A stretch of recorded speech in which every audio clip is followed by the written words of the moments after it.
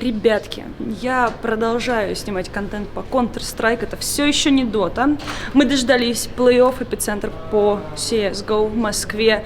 Мы в CSK-арене, здесь прекраснейшая сцена, тут великолепная интеграция со спонсорами, это вы все увидите в этом видео. Сейчас я захожу в Twitch Lounge, там очень много классных людей, мы со всеми немножко пообщаемся и все вам расскажем.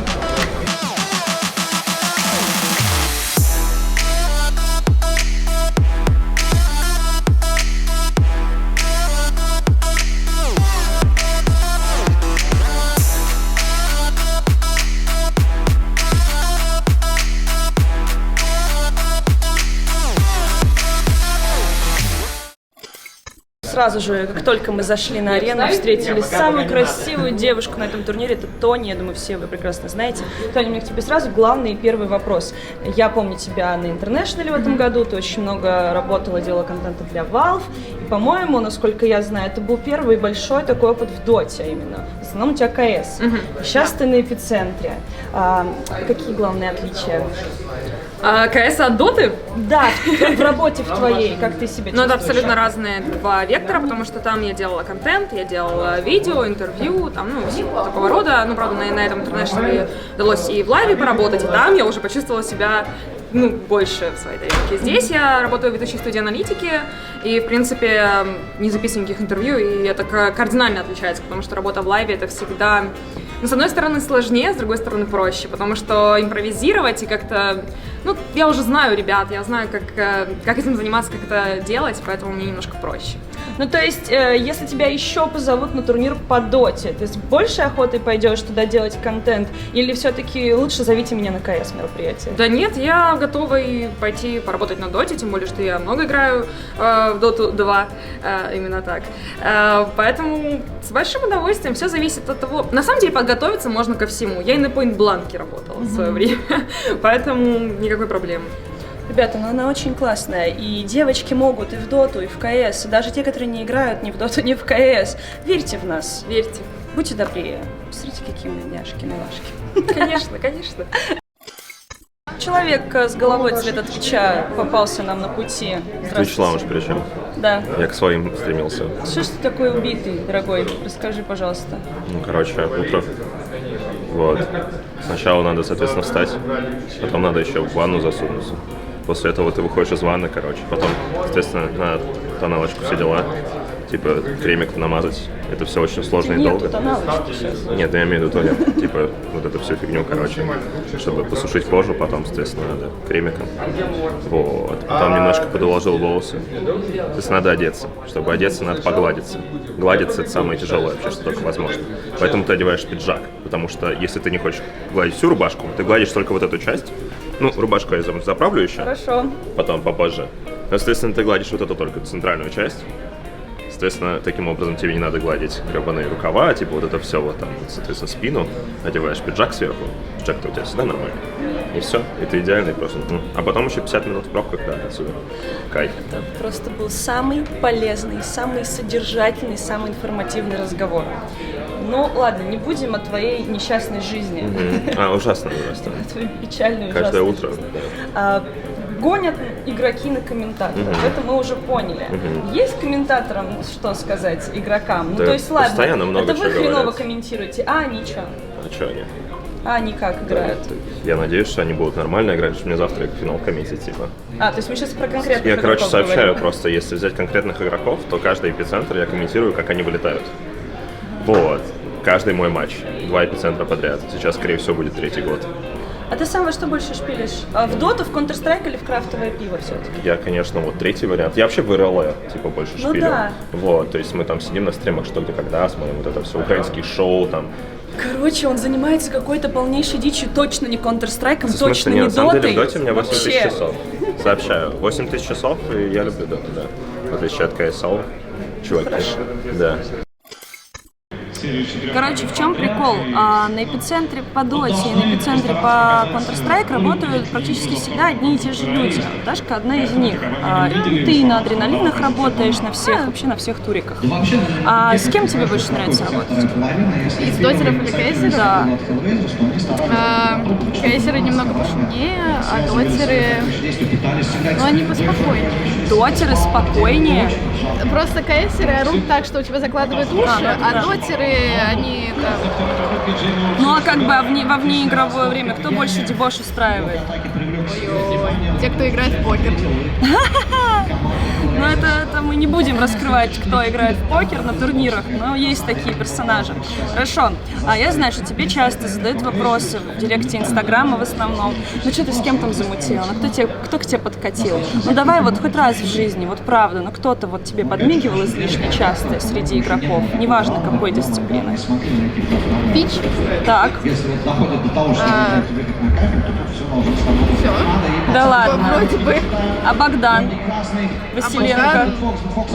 У нас сообщение ради хайпа. Мы уже решили вроде бы, как из прошлого выпуска Марвел. И он хочет немножко популярности, славы, лишние люди не помешают. Даже из твоего инстаграма давай, нам нужен коллаб, срочно сейчас, вот иди сюда, ты фотограф, сними нас. Короче, Дашка классная, подписывайтесь на нее, а там у нее промелькивают иногда самые симпатяшки среди киберспортсменов.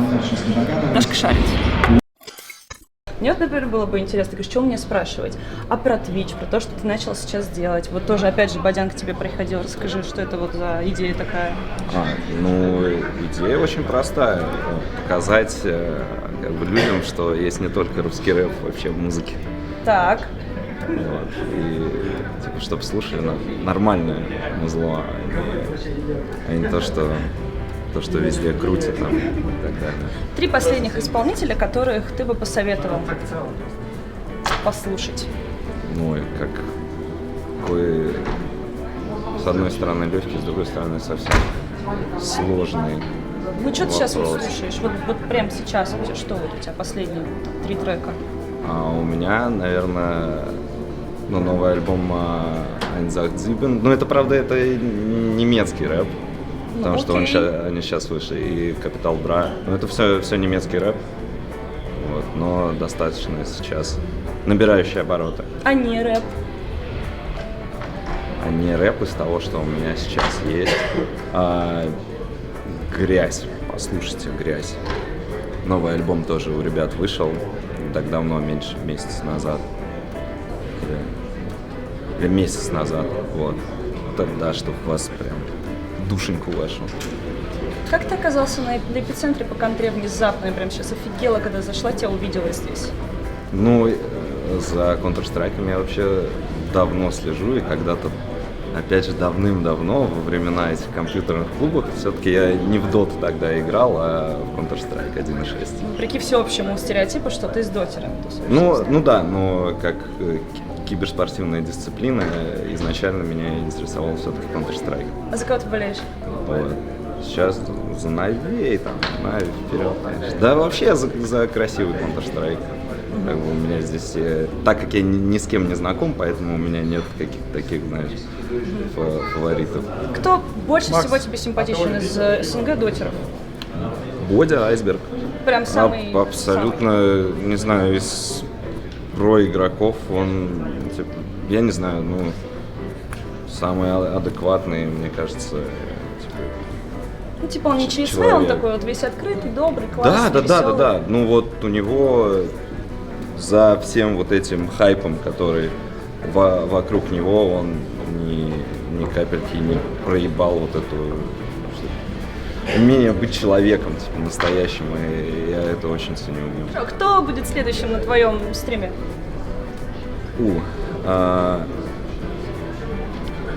Не знаю, пока не знаю. анонсируешь? Да. Позовешь когда-нибудь? Когда-нибудь. Давай. Уволокла из VIP-ложи Максима Маслова, человека, который делает эпицентры вообще в этой стране. Эпицентрища. В этом мире. Эпицентрища. Эпицентрища, и не только, и другие турниры.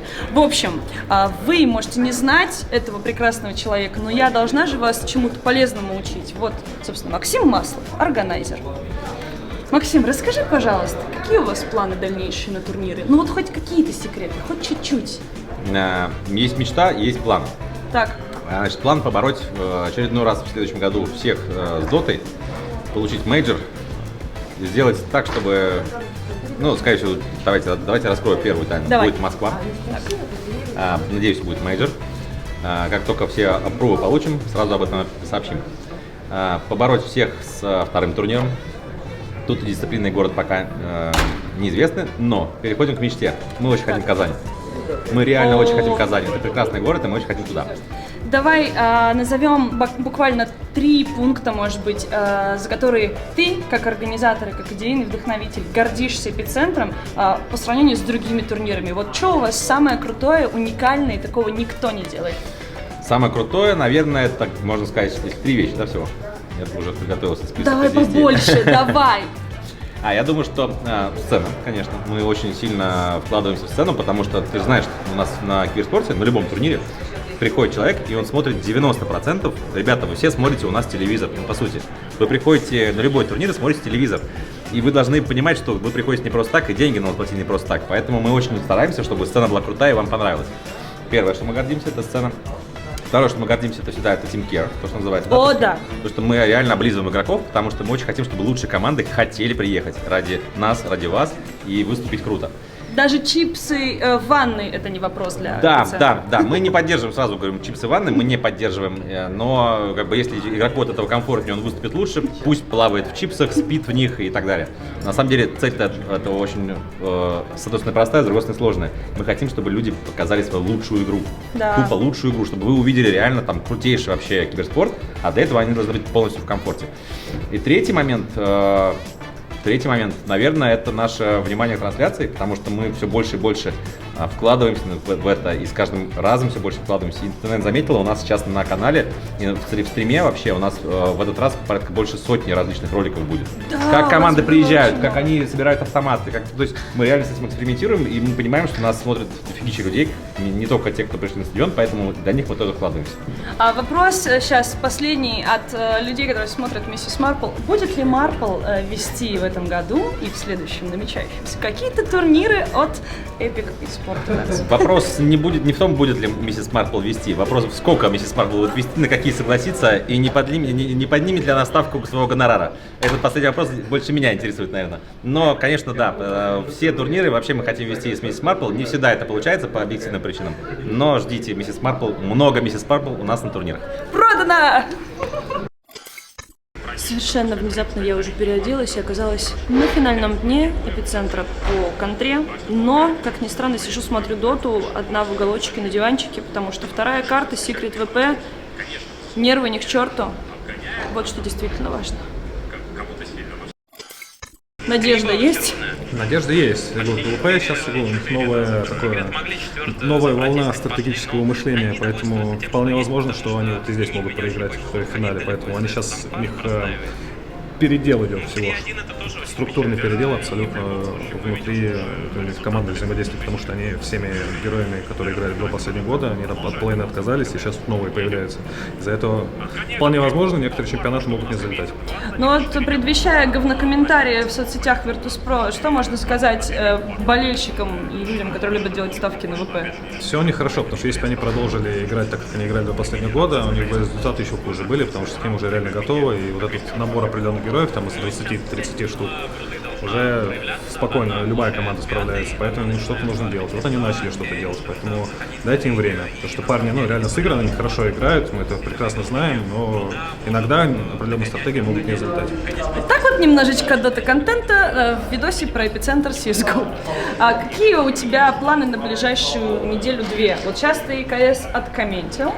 Завтра... Вчера доту комментил. Сегодня выходной, сегодня эпицентр, сегодня автопати, завтра выходной. После автопати. Вот, а со вторника Dream League.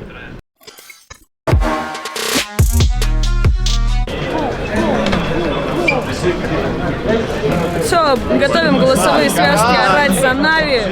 Сейчас голос потеряю точно. Послание для Нави. Перед финалом. Удачи, Нави.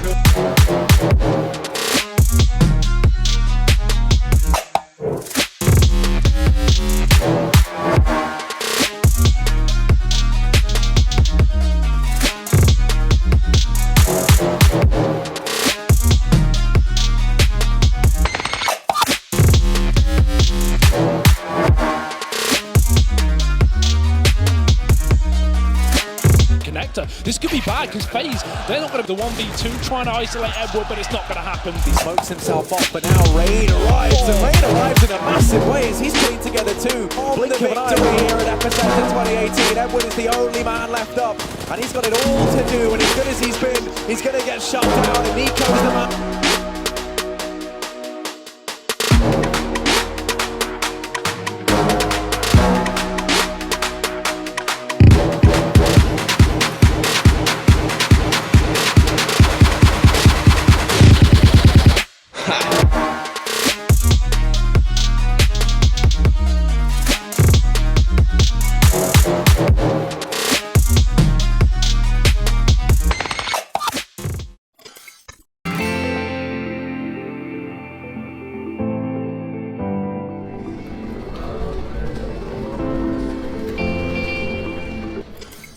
Вот так вот прозаично, стоя под дождем в курилке, мы наблюдаем, как Нави переживает свое поражение.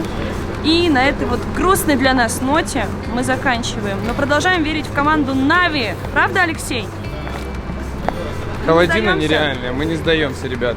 Настроение, конечно, не очень, но мы не сдаемся. Цвет настроения черный, но ненадолго. Да. Цвет настроения черно-желтый в этот раз. Вот. И на этом мы прощаемся с вами.